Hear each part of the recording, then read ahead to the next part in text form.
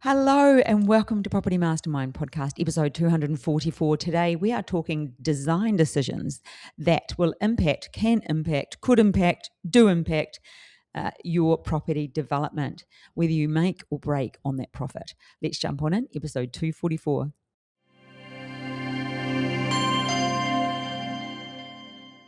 Hello and welcome to episode 244. Hilary and Bob Anderson. Today we're talking about design decisions. It's actually quite difficult to say, design decisions, but how they can impact your property development financially, why we make those bad decisions, and just ways to ensure you make the right design decisions, crikey, for your property development. Anyway, good morning, Bob Anderson. Good morning, Hilary Saxton. Good morning, Vietnam. Your tongue is all twisted. I know. I just had another black coffee and I probably should have had a water. I'm a bit fired. Design decisions, is it? Design decisions. It's kind of okay when you don't think about it, but when you're introducing a podcast, you have to think about it a wee bit. Anyway, Bob, what's your tip for the day? I guess it has to be around design. Here we go. If you think you can make design changes midstream through construction and it won't cost you much, you're dreaming. You're dreaming. Oh, I'm going to pull out an exception. Unless, and we talked about this a couple of podcasts ago, we had a mentoring student who made a couple of design alterations because it impacted the sale price, and he knew because he just was all over his market. It was just well thought out DD mid-market. Yeah, there may have been more upgrading than actual. Yeah, it was upgrading really. That's not a design change, I guess. But yeah, I've done that. I've upgraded my spec on the way through on a couple of occasions, as he did. He could see that other projects that were a bit more up-spec than his. And his was pretty good, but they seemed to be getting a premium. So he went up again, didn't he? Well, yeah. So we don't need to contradict ourselves, but the point, it really brings everything back to know your market, what is happening, what's going on, and that was a real good case of know your market and what's changing on the way. Yes. Bob, before we kick into it, giving away the copy of Property Millionaires Exposed to Raghu Sharma. Raghu, this is in the post. Well done you. Thanks for the email. And also remember, if you're lacking in confidence, feel like you aren't going where you want in life, just want a simple read of a book that's going to remind you that why not you? Anything's possible. If I can, you can. All that stuff. Grab a copy of 3 Wines In. Let me know. Just send us an email. I can send you a link. Great book. It won 2 awards last year, actually, this book. I just didn't really put a lot of marketing behind it. But it is a great read. It's had great feedback. And the judges said a really practical, fabulous guide to helping people see what's possible and a few other fabulous things. So anyway, that's another wee plug for myself. Good enough to win the Stevie's Award in New York. Yeah, I think I got a second for that. But the Able Book Awards in Australia, it won a category of its own. Anyway, Bob, let's talk about, first of all, why we're doing this podcast today. That's more exciting. Bob's like, can't remember. What was the reason why? I don't know. I just sit down and you tell me what we're talking about. We filmed a podcast on Friday for somebody else's podcast, Adrian Ramsay, and he has the Talk Design podcast. It's huge in America. So he's a designer that lives in Queensland, in fact, within half an hour of us, but we didn't know, and we filmed it on the Gold Coast, but that's because of where we used the studio, a particular studio. But he talks about design, architectural design. It was such, he's a great podcast interviewer, and we will get him on this podcast because he's got a lot to share when it comes to design and emotions and bringing like the earth in and really designing what somebody absolutely wants. And that's not to say that property developers, we are designing what a future buyer wants, and that's almost a harder thing because we're thinking, who is our buyer and what do they want? But anyway, that was the reason we got to this podcast today. And wasn't it fun, Bob? It was great fun, yeah, and it was quite a long one. I went an hour 40. Yeah, an hour 40, but I felt like 40 because we were having such fun and interesting things to talk about. Well, we were talking about ourselves. Oh, that's always interesting. People's favourite topic is themselves. Did you know that? But mostly we talk, I suppose, we do a lot of educational content in this podcast, and that was more of a chitty chat, that one, which was kind of interesting. We don't get to do that really. Mostly we talk content. Like today, we're going to talk about design, and ours is sort of a different way of getting to what you get to take out of this while you are listening. So yeah, jump on it and check out the Talk Design podcast. He's a bit of a crazy cat. Wears a hat. What do you call those hats again that he wears? Oh, well, he had a selection of 3 hats. But what's that style? Well, there was a Stetson, or Stetson. maybe all 3 were Stetsons actually. Yeah, it's a Stetson, but not the big 10-gallon Western Stetson that we tend to think about. More of a town hat. And in fact, alongside Adrian's podcast, he has a television show called Dream Homes Revealed. So some of you might be watching that. I know he said they just finished recording the next season or something along those lines. But anyway, great guy to be around, and I'm really looking forward to getting him on the podcast. So we did a bit of texting. I said, I'll get my people to talk to your people. And he goes, I am my people. Well, I am my people. I'm like, yeah, I know. We get you. Anyway, Bob, let's talk about design. And I think we're going to cover how design decisions affect feasibility, first of all. And that's good design decisions, not just bad ones, and then bad design decisions. So, what is the impact of a bad design decision and the impact of a good one? Well, I guess bad design can take different forms, can't it? It could mean the wrong design for your market that could come back and bite you. Or it could mean that the design is expensive to build and you often don't get your money back on those expensive sorts of things.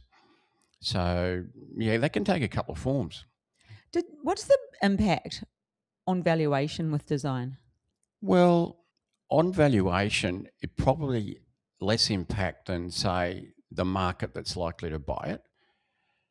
Valuers tend to look pretty pragmatically at something. They'll have a look at how many square meters it is. They'll have a look at the specification. They'll make comment on that, but they won't comment and say things like, "Oh, I don't think that's quite appropriate for the target market," and things like that. They often don't even analyse the target market. So, but where it'll hurt, of course, is can hurt the feasibility.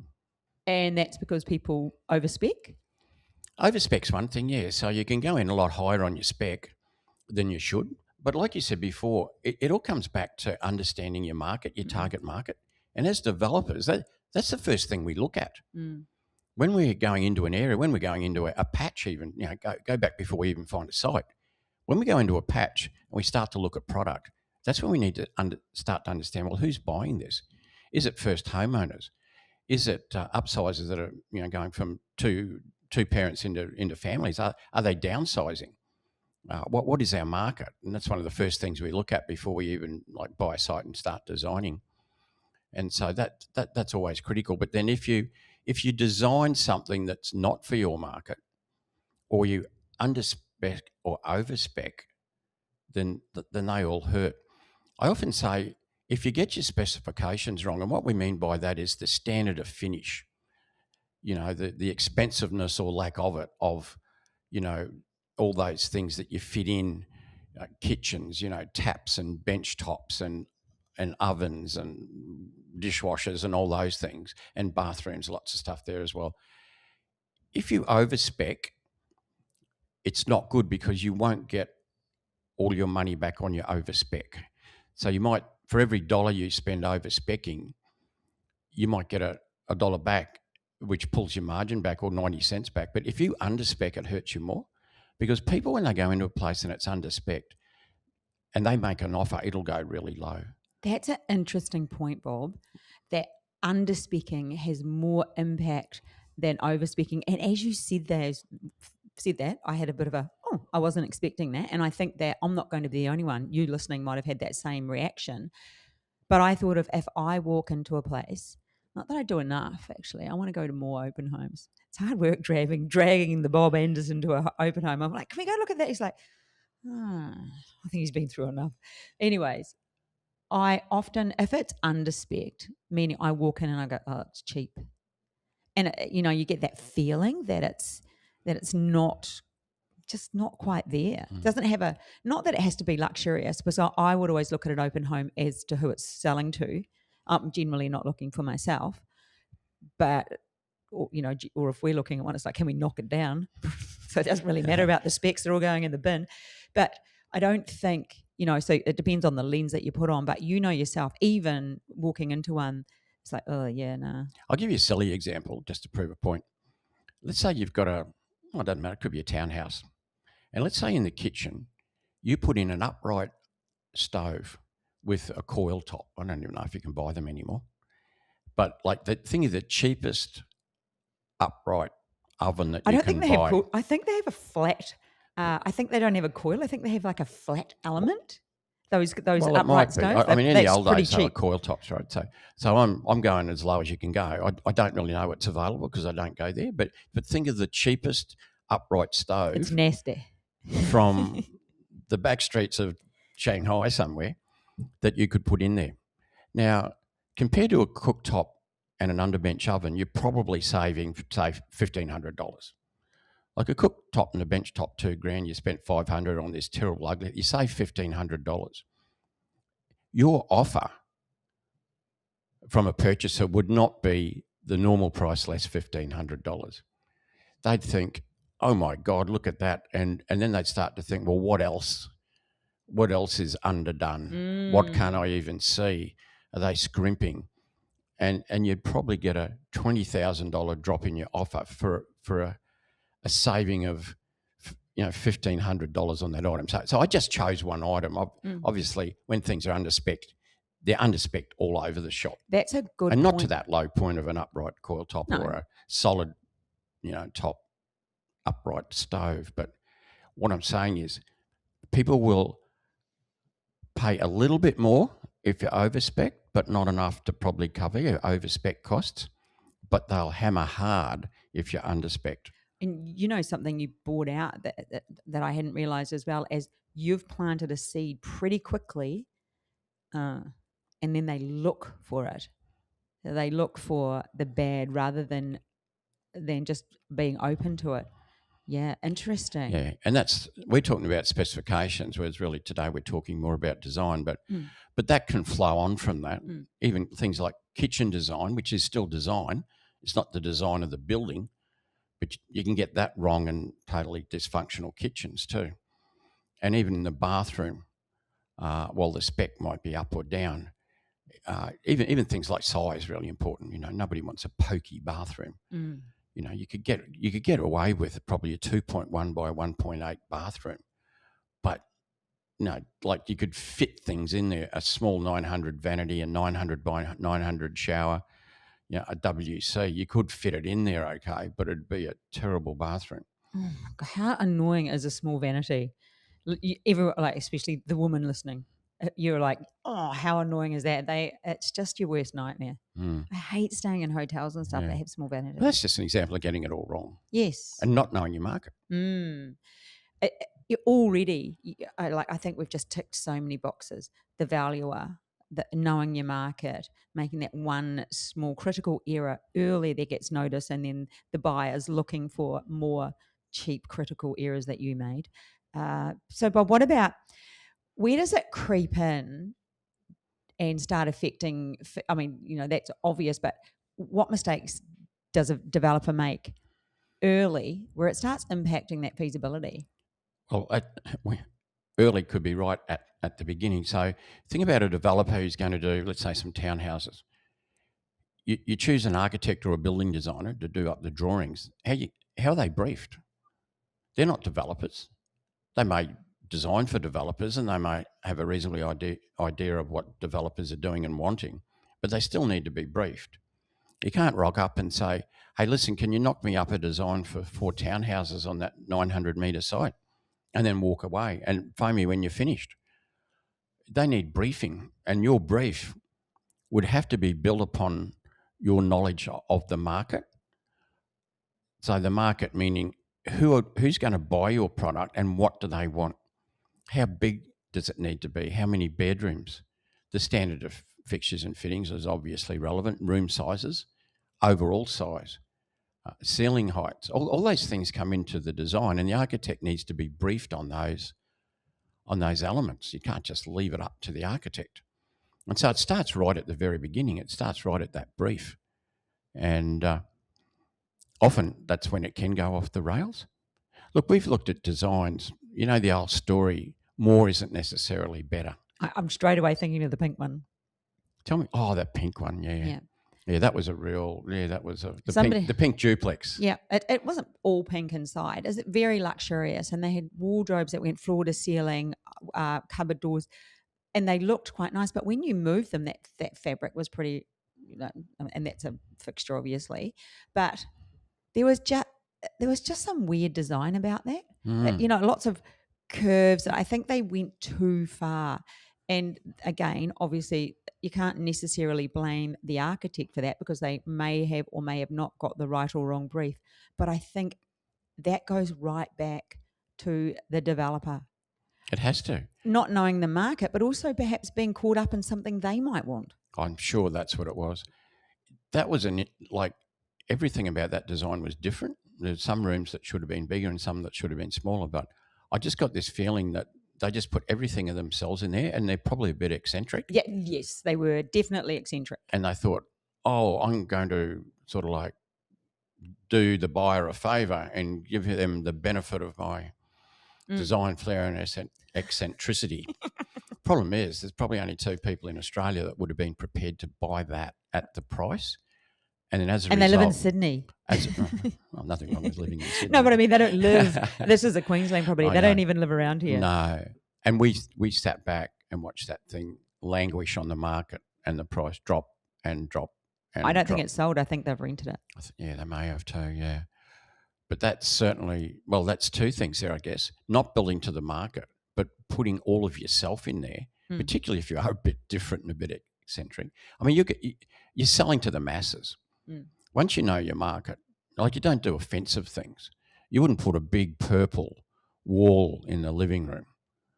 No, but they did like some really outrageous wall colours and different kind of stone, and there was so much different about that property. Not just, the odd thing is like, that's kind of cool, but it's like, wow, like so many, too many times. I remember it's an open house, and that agent was struggling to try and convince us that it's actually okay. I'm sure they didn't like it. That was like a curse getting that listing to sell.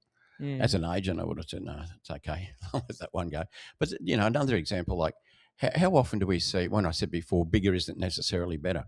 We've seen somebody squeeze 5 townhouses on a site that should have 4, and they're all small and pokey, and the dining room's almost in the kitchen, and the WC's in the bathroom, and like the old story, can't swing a cat. Haven't swung a cat. Not sure how far cats swing, but that sort of thing, where they would have been much better doing 4, not 5. And that brings up that whole highest and best use of a property, which doesn't always mean that more is better. Sometimes less is better for the development margin. Also, not just the margin, for what the market wants, for who's going to buy. Is it owner occupied? Is it a rental property? So many things impact that decision. In fact, you're talking to Brett this afternoon. I was just talking to him earlier this morning, a mentoring student. There you go. He gets to talk to us both twice as often as you want in our mentoring program. But I always speak to him every, what are we on today? Tuesday morning at 7. And they're very excited because he's thinking about putting an extra one on. And I said, I think you just need to have a chat with Bob about that and figure out highest and best use, which is knowing the market and all of those things we just talked about. Yeah, you do that. And I'm thinking of another mentoring couple who are running absolutely rampant and hot as developers at the moment. That's the Pivers. Remember when they did their subdivision, they could have cut it into 4 lots and then built 4 houses, or 3 lots and built 3 houses. And we run the feasibilities both ways, because the houses on the smaller lots, if we did 4, would have had to been a bit downgraded than the ones on the bigger lots and so forth. And so we had different lot values being smaller, 4 not 3, and different houses and house values. And when we did the numbers, the 3 came up better than the 4. Yeah. And that's the way they went. And see, you listening might be getting a bit of a, oh gosh, I don't even know that's a thing, but that is a thing.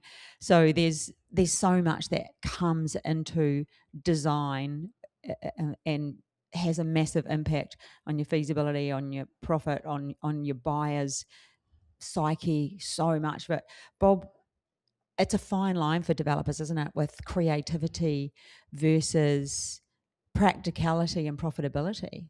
Yeah, you got that balance. You got to. It's easy to say and probably hard to do. If you make your property look expensive but not expensive to build, so it's got that eye appeal. It has to satisfy the requirements of the market. It has to have a certain number of bedrooms, certain height ceilings. Everything that goes into it has to be right. But you can have some designs that achieve all that and they're quite bland. Then you can have others that look really schmick to look at. But that doesn't necessarily mean that the schmick, nice to look at one with the eye appeal costs much more than the bland one. There's a lot of design that can go in with a good architect, but you've got to control that. What about when we had the duplex, we built the duplex, and there was a lot of stonework on the facade, and then we just pulled some of that out, and it had no impact really on the sale price, but it was a saving, I think, of about 35,000. Yeah, 35. Yeah. Just for removing some of that stone. We still had a huge amount on there, but it didn't need to be everywhere. And I suppose that's probably a really good word. Need. Does it need to be there? Will it impact, visually, practically, financially? And I think those, when we weigh up those 3, when it comes to design, that's quite important.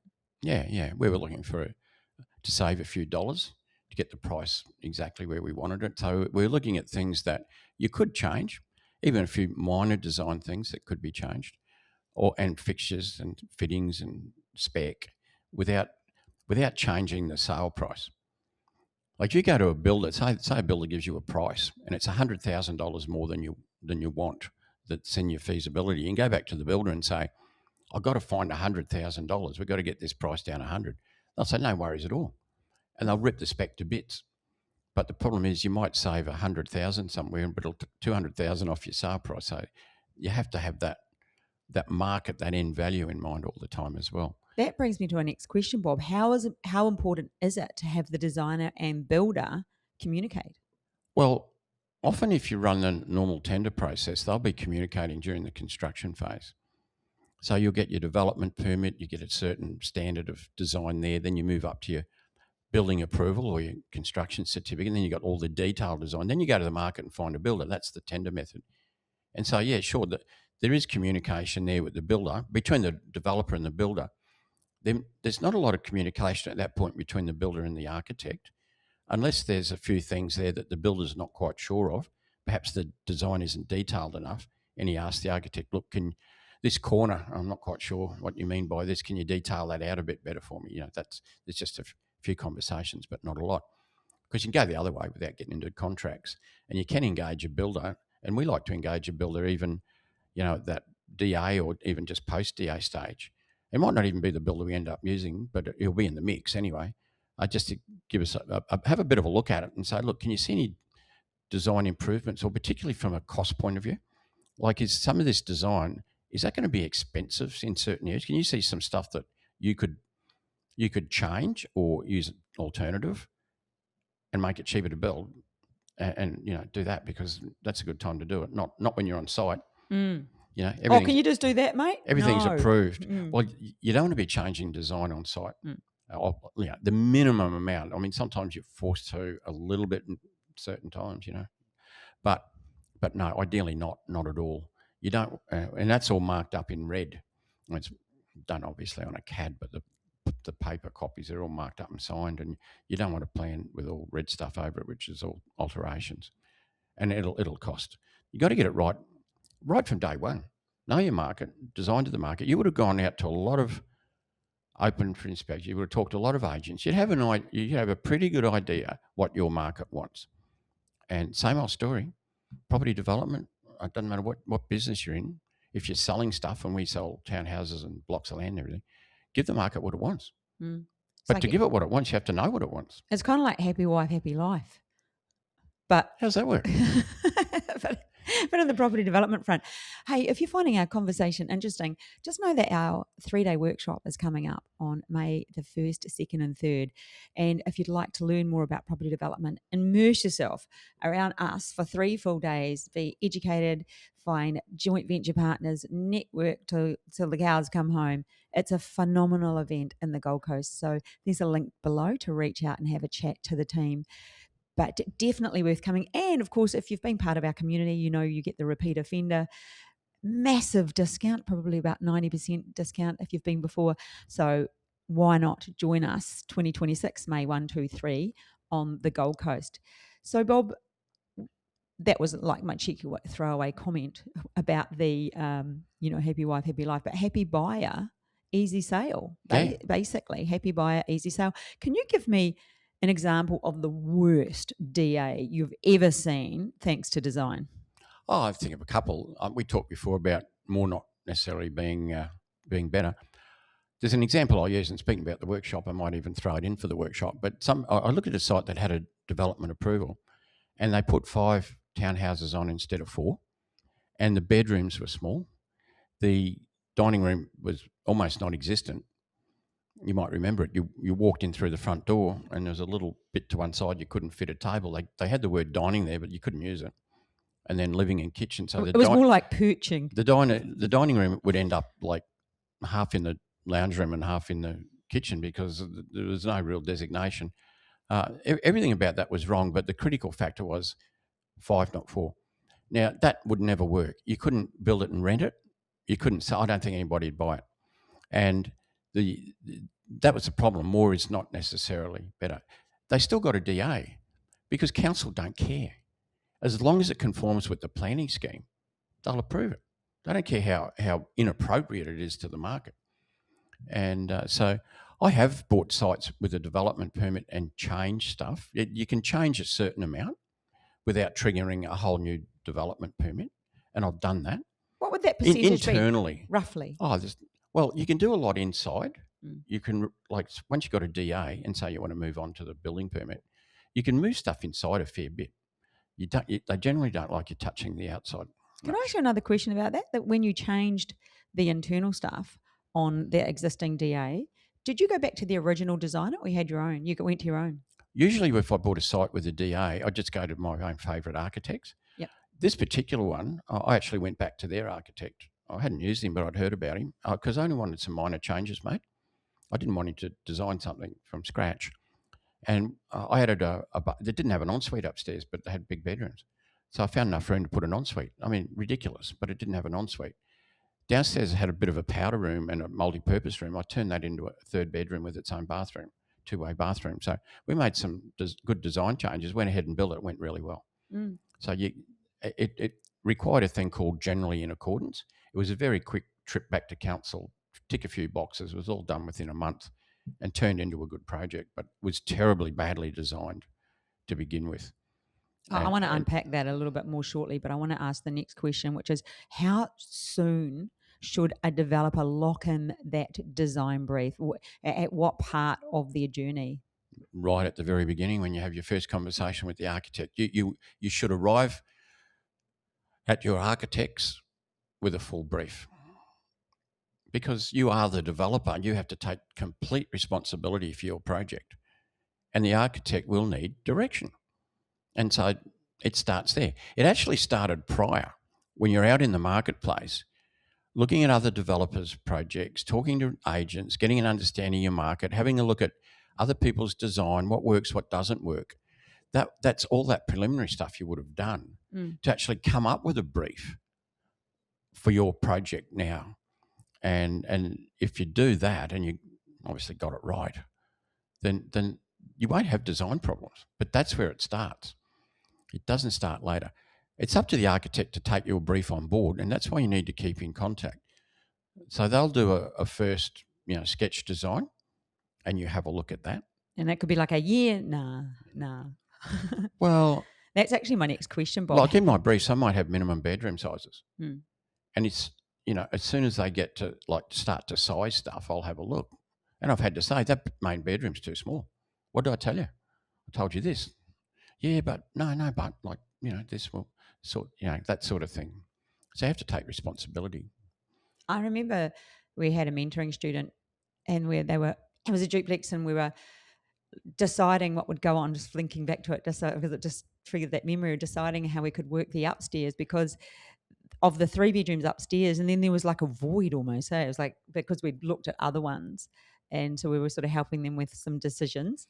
And it's like, what could you do differently without? Do you know what I'm talking about? You'd walk to the 3 bedrooms right upstairs, and then you just walk to kind of a butt at the end of a wall of a hallway. I remember It that. went after the door. It was like a waste of space. Mm-hmm. Was it like a mezzanine that looked over? I can't quite remember. It was just I can't even remember what the outcome was. Well, a lot of the duplexes do have voids, particularly the ones we're talking about because they have 3 bedrooms up. Yeah.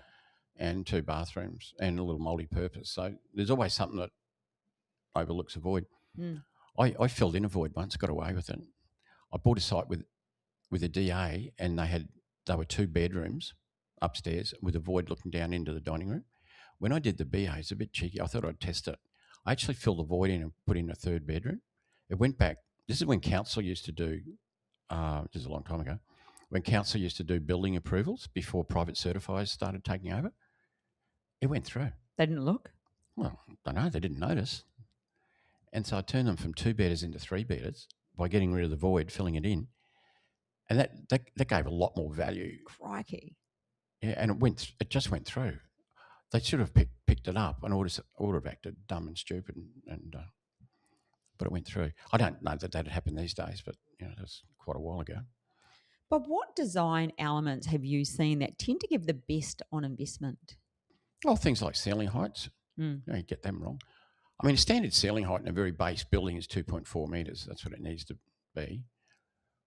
For a long time now, we've been doing 2.7 in a lot of townhouses and the like. And I can remember when we shifted from 2.4 to 2.7. It was quite a while ago. I can't remember the year. But at the time, 2.7 was considered luxurious because we went from 2.4 to 2.7. But then recently we did 3 metres on the lower level of an upmarket duplex. It costs very little to go from 2.4 to 2.7. The wall frames don't change. The stud sizes, the nogs, 1 row. But when you go to 3 metres, it can. Your stud sizes go up. You've got 2 rows of nogs and you've got 3 sheets of plaster, 2.5 sheets. So to go from 2.7 to 3 is a bit more, but it's not sheep stations. And we said, look, let's go to 3 because we were in the best street in the suburb and we needed to do that. So when you say bang for buck, I mean, get the ceiling heights right. Very rarely would you do anything with a 2.4 ceiling these days. And what about what would be the next thing that you would see as really adding value without really adding too much cost? Oh, just spaciousness, design, non-pokey design. Many years ago, because every room was enclosed. You think of some old houses. You had a kitchen, then you had the dining room was enclosed, the lounge room was enclosed, and then we went to open plan living probably in the 60s. And so spaciousness, height. Look at the difference that a 3 metre ceiling compared to a 2.7 makes, and a 2.7 compared to a 2.4. But we did these 3 metre ceilings downstairs recently on the duplex, as you know, and how much more spacious did they look? It was only 30 centimetres higher, but it looked like 25% bigger. Everything looked bigger, and so that can certainly help. Do you know what?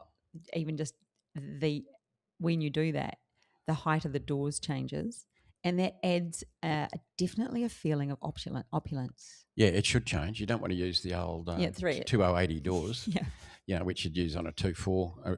You need 2.4, at least. Yeah, so all those things matter. Yeah, but like same old story. Give the market what it wants. We upgraded that particular duplex because it was in the best street in that suburb. And that's why we did 3 metre ceilings downstairs. It's why we put a lift in. We were involved in a few duplexes where we were talking about mentoring students, so we're supporting them, like we know their journey, we're going through them with them. Yeah, through. So there's times when we might look at doing not putting the full lift in, but doing provision for a lift. That costs about $5,000, to just have that provision that a lift could go in the future. Like the lift cavity. But if you don't do it, they're a lot harder to retrofit. Yeah, if it's not designed in early. No. Yeah. No. So there's some duplexes, no lift at all, nothing. Some you might put a provision in, and some you might put the full-blown lift in, like we did because we're in the best street in the suburb. So they're all decisions. That's a design thing. Yes. Bob, have you ever had a design come back that was really where they missed the brief and you've had to push for more opulence, or the other way around, where you've had to say, nah, this is either too far one way or too far the other way? Yeah, there was an architect who's sadly no longer with us. I quite liked the guy. I used him a couple of times on townhouses. He wasn't too bad on that. I could never use him on apartments. He designed stuff that looked absolutely incredible, but you could never build it. Well, you could build it, but it'd break the bank. And when you're doing apartments, you can make them look good, but what you really need is ideally for the apartment above or below to be the exact same floor plan. So all the wet areas above each other, you can stack the plumbing, like the load transference. There's a whole heap of stuff comes into it. If he'd do a 3-story apartment block, every level was entirely different, in terms of 1, 2, 3 bed sizes. Like, no, you never get a wet area on top of another. The bathroom on the next level will be over top of the lounge room on the other. And the buildings look great and the designs are really interesting, but like to build was just ridiculously expensive. He did lots and lots of DAs, but hardly anybody ever went beyond that because they worked out, oh God, I can't afford to build this thing, Actually, that brings me to my next question, the human element. Is it more often the developer who makes those decisions and takes the brief, or is it the architect who takes on board? Like, who would be more likely to make the wrong decision? Developer. Yep. But you have to be all over the architect. Mm. That's your role. The architect went to uni for probably 6 years. He's been drawing stuff for the last 20 years. You've just been looking at open homes. Yeah, you can't teach him how, wouldn't even know how to turn a CAD program on, right? So, but, leave them to do what they do and but give them the brief. See, the brief isn't like down to micromillimeters. The brief it's a general brief with enough detail in it for them not to get it wrong, but then they can add their flair in, even on the outside, particularly, on the visually, they can do stuff with materials and colours and that sort of thing, but you're always looking at her and make sure she's right there. But I've had architects come back, as I said, where the main bedroom was too small. That's really important to get, you don't want a small, that's a big no-no when people are buying. Or even like bathroom. I say don't do a small bathroom, but I've seen them come back with like copiously big bathrooms with a lot of dead floor area. Mm. So you do need to control. But I mean, there's architects that you just wouldn't go to. But there's all sorts of architects. There's architects who only want to do like large apartment buildings. They don't want to do townhouse developments. Like it's horses for courses with architects and building designers. And it's also, whether you're building or if you're listening to us, you're developing. You're not developing for yourself that you're going to live in, and you're going to have a different brief completely if this is the home that you're building that you're going to live in for the next 30 years. I mean, Bob, I was going to run through the psychological behaviours, but I think we could pretty much wind this one up. I think there's been a lot of really insightful things that people can take from this, and that you listening might think, yeah, that's some great points. Anyway, so before we wind up, just a few things. Number 1, if you want to come to the workshop, there'll be a link below. Jump on in. Number 2, hit subscribe. We would love for you to subscribe. It makes it easier for more people to find us. We'd really appreciate that. And number 3 is we have an event on Thursday night, but this will come out too late, so you might want the rerun. Bob's doing a few deal or no deals. If you want access to those, you might have to send us an email. I'm not sure how they are. It is being recorded. It's where Bob stands in front of a big screen and goes through a deal and shows you what to look at. He used to do them years ago. They're so fun. So we might even, maybe we could probably add one in. Or anyway, reach out if you'd like a copy or a link to see that, because it's an awesome thing to watch. I was talking to a mentoring student yesterday, you know who I'm talking about, a previous student. Yep. And he said, when are you going to start doing Beers with Bob again? I said, I think I've done one of them for 5 years. Longer than that. Maybe more. Beers with Bob. Yeah, that was a funny one. But deal or no deal is a great thing, yeah. Where we pull a deal apart from the very beginning. It's all about the due diligence and to see if it stacks up or not. So, people, remember to hit the subscribe and like button. We would love for you to ask a question underneath if you do follow us on YouTube, and you'll be the next book winner. If you write something, give us some feedback. Anyway, we hope you get something useful from this podcast and are inspired to move forward and get into property development, because it is a fabulous time right now. We will catch you next week. See ya. Bye.